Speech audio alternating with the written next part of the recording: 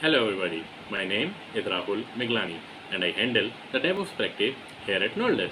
Noldes is a team of passionate technologists with a product mindset who work along with businesses to deliver solutions at the speed of competitive advantage. Our main capabilities include related products like IoT, microservices, API, Scala, data engineering, and obviously DevOps. We also have strategic partnership with Databricks, Lightplan, Confluent, and many more to deliver more value to the clients. Right now, I welcome to this course and I hope you will enjoy this. Thank you very much. Now, quickly looking at the agenda for today's session, we'll probably look at, I've already told you about Nodus. We'll quickly look at Kubecost, and then we'll quickly look at the architecture of the Kubecost, how it works, what is the flow, and how it gives you the details on its dashboard. Then we'll quickly move on to Infracost and its feature and overall benefits of Infracost. And probably at the end, I'll probably quickly show you uh, a demo of how Kubecost works. So sit back, relax on this wonderful topic. Let's move forward. So Kubecost actually helps you monitor and manage cost as well as capacity in Kubernetes environments. Kubecost integrates with your infrastructure, wherein your team or DevOps admin can track, manage, and reduce the costs. You can go on to use Kubecost or which is the commercial one or the open cost. If you get in touch with us, we'll give you a brief about Kubecost and we'll install it and we can help you manage your cost, Kubernetes cost within a few minutes. So what Kubecost does, generally speaking, it can allocate your out of cluster codes with AWS, and similarly it is also compatible with Azure as well as GCP. It will also get configured with AWS Spot feed integration, and Kubecost you can go onto Kubecost website and get in touch with their engineers if you have advanced questions. With us, you can probably stay in touch with Kubecost, how it works, how it manages your cost, and how it helps you using or it helps you decreasing your cost or managing your cost. So there are many methods to set up Kubecost, as I've already told you. Simple Helm installation is what we recommend. That will provide most functionality to understand what this tool or this product can do.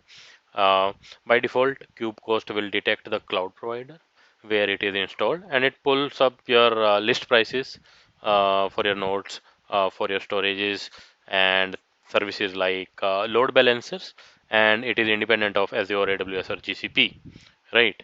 While the basic Helm installation is useful for understanding the value Kubecost provide, most of we would want to deploy with your Ansible or Terraform, which is your let us say infrastructure as a code model, right?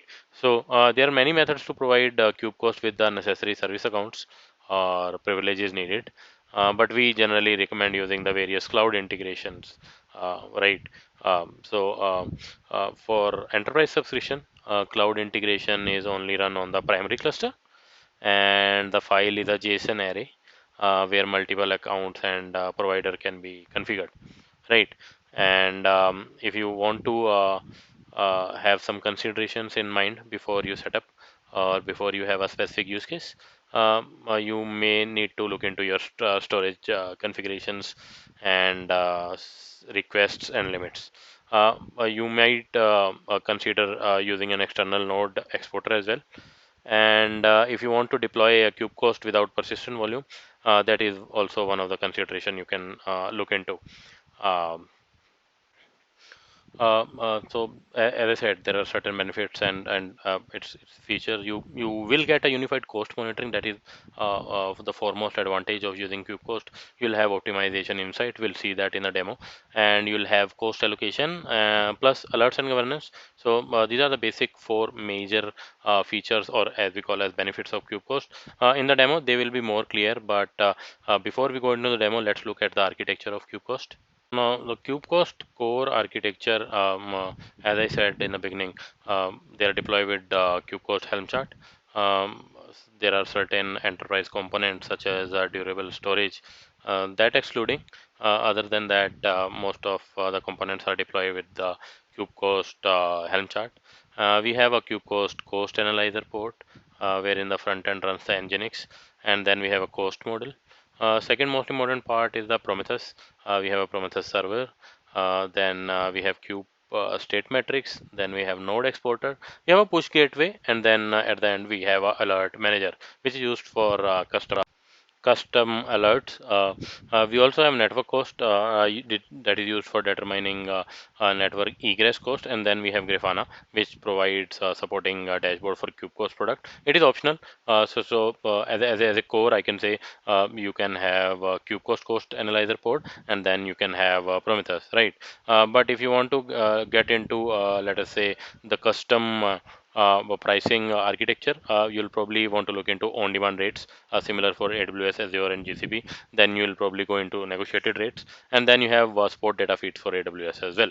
Now, cloud provider billing for reconciliation and out of cluster spend is there. Then you have AWS cost and usage report. You also have Azure cost, and with GCP, you have the BigQuery export. Wherein, if you want to go into enterprise architecture, as I said, um, uh, they have durable storage within Kubecost application, which is used with Thanos. But for the sake of this demo, we'll probably stick to Kubecost product, which has the Kubecost cost analyzer port with front end and cost model, and then we have a Prometheus. As I said, Grafana still remains optional. So in the demo, I'll probably showcase you the Kubecost dashboard, wherein it will tell you the cost allocation and Kubernetes asset cost. As a whole, you'll get it in a Grafana dashboard if you want to see, and your cluster efficiency is also a tab which you can focus on depending on the architecture. We'll also showcase you the Kubecost cost allocation in detail. You can sort by the number of days and assigned by the namespaces, and this is how your cost allocation will look like. We'll also go into something called as health status, which is basically the cube cost health status, as you can see on the screen. More important for you or for the management is to look into the health of your cluster, right? In the demo also we'll look into it, and obviously at the end of the demo we'll look into the amount of saving we have done with KubeCode. So which is more important if you're architecting a big Kubernetes based architecture as a whole. So this is very important. We'll quickly go to into the demo soon. Before we go into the KubeCost demo, let's have a glance with of InfraCost as well. We'll also have a InfraCost demo at the end. So InfraCost shows the cloud cost estimate for Terraform. For example, it will give your DevOps engineer to see a cost and breakdown and understand the cost before making changes. So it will either show you in the terminal or in the pull request. So this provide your DevOps team with a safety net, as you can discuss the cost before making any changes, or let your management known of the cost before you do any changes of in your Terraform code, right? So InfraCost is a very useful tool. How do you install it? You quickly, if you have a Mac, you just brew install InfraCost, and that should be it. InfraCost minus version will give you its version. Or you can then get the API key, and then you can start showcasing cost estimation breakdown as well. Um, why InfraCost, and what it helps is it helps you monitor cost estimate, right? So on the CLI, it just sends the JSON output to InfraCost Cloud, right? So this is a SaaS product that built on top of InfraCost open source, and it works with CI/CD integration, and it enables you, if you are working on it, to see the cost estimate from the central place. So you can probably tell your management or tell your team what is going to be the cost, right? You can add it to your CI/CD, whichever CI/CD you are using. And if you use VS Code, they have a VS Code extension, so you can utilize that as well. Um, Integration, if you talk about integration, InfraCost is easily integrated with GitHub Action, GitLab, CI. Azure pipelines, you have Slack if you want to have alert and talk over that. And obviously, VS Code, as I just said, right? And if you want to talk about the supported cloud right now, they are supporting AWS, Azure, and Google, right? And it gives you basically uh, uh, the uh, overview and the usage alerting, right? So the basic API has two main types: the products and its prices. So each product can have multiple prices, as we all know from our cloud providers, right? Now, for example, AWS will have EC2, Azure will have virtual machines, and GCP will have compute engine, right? Right. So, what are the main properties of prices? Um, basic example, it's in USD, right? And then how it uses, it will showcase you with every on pull request on CLI how much it is going to cost, right? So we'll showcase that you in a demo as well, but to give you the complete or basic picture, you will have a basic overview of the cloud you are going to use with your each pull request, right? So all new cost estimate basically on CLI will apply with the discount going forward as well. That depends whether you have your cloud discount integrated, right? Now, this is a very important feature wherein you will probably um, forecast. You'll probably be able to forecast how much your changes are going to cost, right? So infra cost, as I said, with respect to cost estimation, um, it will give you an upper hand, right? Because you'll probably be able to do a breakdown and probably be able to differentiate between different cloud providers, and probably see how much it is or how much a particular change is going to cost you, right? As I said, it works with Terraform and TerraGrant. You can use their hosted cloud pricing API, or you can self-host as well, right? So very easy to use. My main point of covering InfraCost with Kubecost was very easy to use, CLI friendly. So admin likes me, DevOps admin like us. Will be happy to use InfraCost with our Terraform, right? So right now with AWS, Azure, and GCP, you will be able to see your cost breakdown and differences. I'll showcase it to you in the demo, but keep in mind, Azure, AWS, and GCP is what they support right now, and obviously they have integrations with products like Slack, right? So obviously Atlantis is also one of the integration it gives you, uh, but yeah, main part of covering infra cost was it our extraction of the cost related parameters, right. So let's quickly jump into a demo and see how infra cost and cube cost helped you. So let's start with cube cost first. Let's start with a demo of cube cost, and then we'll move on to uh, a demo of InfraCost and see how it helps us in our Kubernetes-based architectures, right? So moving on, let's move on to Rahul Soni, who'll provide us a quick demo of InfraCost and KubeCost to start with. Hello, welcome to the demo of Kubecost. So first thing first, this is an overview dashboard of Kubecost. So let me quickly go through from it. As you can see, this is an overview of everything. Like you can see the cost allocation, the asset cost of my Kubernetes, and you can see cluster efficiency, the out of the cluster cost, for example, cloud storage, artifact registry, BigQuery, and all. And I'm not using these services, so that's why it is showing me zero cost. So first thing, cost allocation. So cost allocation is the one of the greatest feature of Kubecost.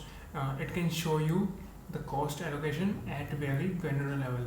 So you can see my cost at namespace level, and if you want to see my cost at pod level, so you can select pod here. Now it will show you the cost of my each and every pods. And if you want to see the container, you can select container, and now it will show you cost allocation at container level. So this is the most interesting feature of Kubecost. Then we have assets allocations, or cost of my Kubernetes assets. So it will show you the cost of resources which is being consumed by my Kubernetes cluster. For example, compute instances, log storage, artifact registry, and all. So now you can select any aggregator which you like, and you can see all those cost allocations or cost. So as you can see, my node cost is $1, and cluster management is 0.7. So this way you can see cost allocations of my Kubernetes resources. And then we have one of the main, or you can say one of the another great feature of Kubecost. It will suggest you some way that you can use and save your Kubernetes cost. So it shows you the recommendation that this is how you can save some cost, some monthly cost on your Kubernetes. So as you can see, I can save up to $64.61 monthly according to these recommendations. So you can explore and see how you can incorporate these actions, or take some recommendation from this, and save your Kubernetes cost. So this is also very great feature of Kubecost which I like. Moving ahead, we have health and health checkups. So Kubecost have this feature. It checks your cluster health and score you on the basis of cluster health. So as now you can see, my cluster health score is 94, and these are the health checks which Kubecost runs. And moving ahead, we have reports. So with the Kubecost, you can generate your monthly, or you can also generate your weekly cost allocations report. So you just need to click here and choose the asset report or allocation report. So let me show you how you can generate allocation report. You just need to select your aggregator, and if you have some defined selector levels, then you can add label here, and this you just need to save the report. And you can also download the report in CSV format. So this is a very great feature if you want to make spreadsheets or Excel sheets from these cost allocations. So this is a very good feature of Kubecost. Now moving ahead, we have alerts. For example, you want to set up alerts if your health score is less than 80, then you can have Slack channels, and you can also put some emails of your DevOps folk, and Kubecost will send alerts whenever the threshold is surpassed. So this is the Kubecost dashboard. Now I will show you the Kubecost Prometheus exporter. So after you deploy Kubernetes Prometheus exporter, you can export all those data into your Grafana instance, and then you can create dashboard out of it. So as you can see, this is my dashboard. This is my Kubecost dashboard, and you can add panels here. You just need to select Kubecost and select the metric that you want, and from here now you can select metrics and create your Kubecost dashboard on Grafana. So Kubecost is also comes with the Prometheus exporter. Now we will move ahead to Infracost. So this is the dashboard of my Infracost. So as you can see, this is the merge request which I have created, and Infracost will show you the cost breakdowns or cost estimation whenever you create a pull request or merge request.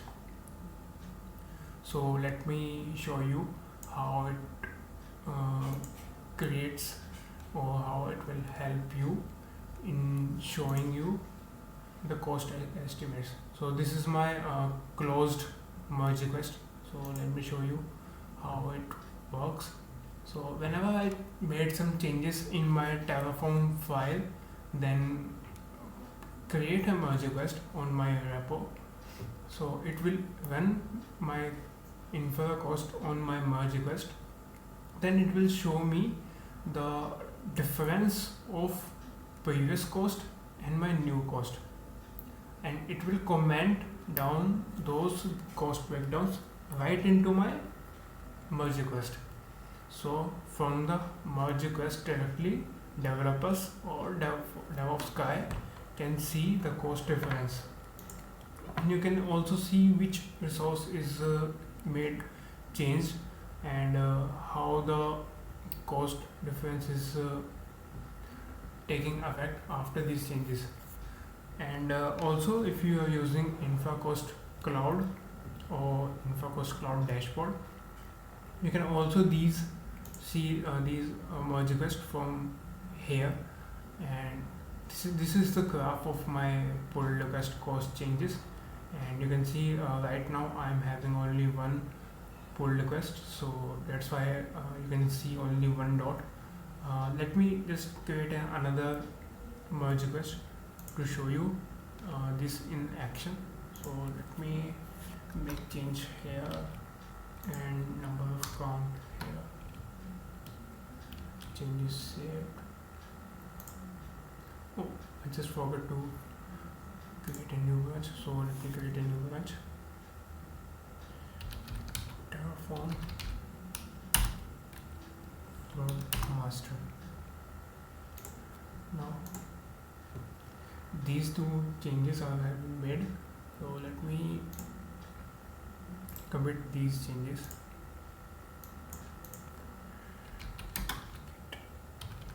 Add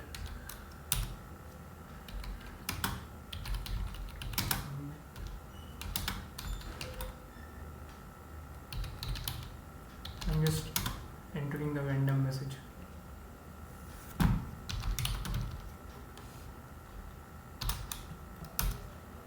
Now we will push these changes on my Git repo.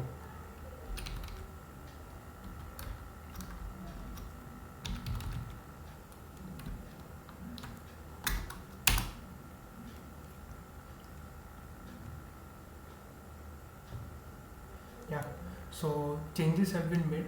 Now we will create a merge request in my repo. So we will go here and create a merge request. Now click on create merge request, and you will see just after creating the merge request, a CI/CD pipeline will trigger, and it has two jobs. First, it will plan out my previous state of cloud resources. Then it will run my InfraCost to compare those previous changes to my current changes, or you can say current state of my infrastructure. So after completing this pipeline, you will see a InfraCost comment right here in the MR. So let's just wait for this CI/CD pipeline.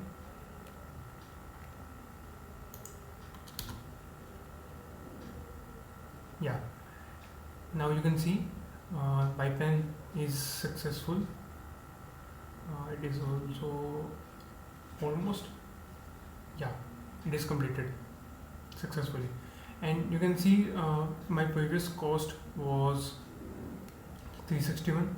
Now I have increased my number of instances in my Terraform file, and you can see my cost is also increased. And if you want to see the breakdowns of my cost, so here you can see the cost breakdowns. And if you see these changes in the dashboard, you will see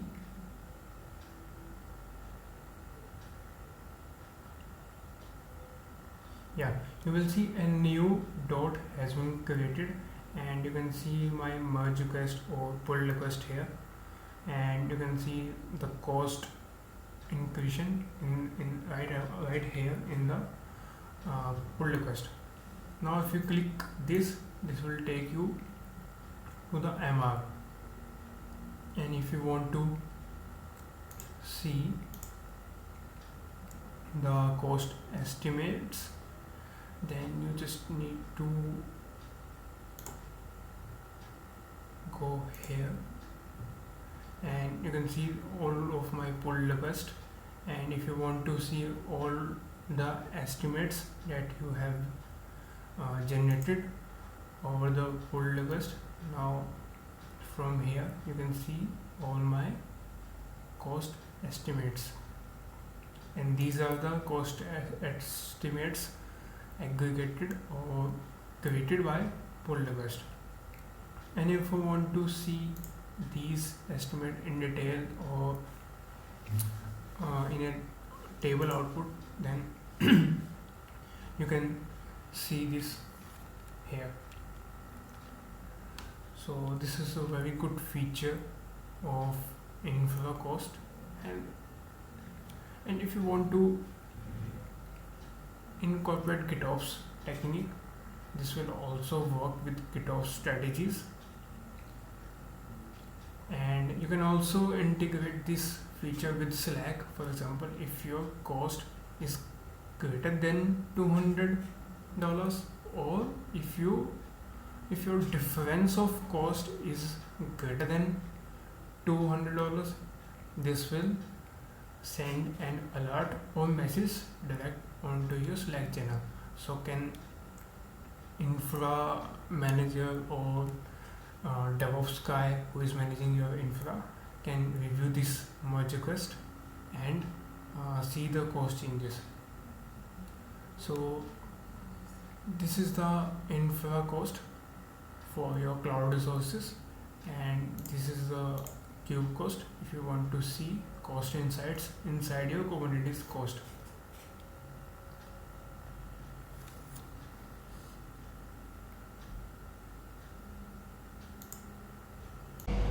Well, this brings us to the end of the current session.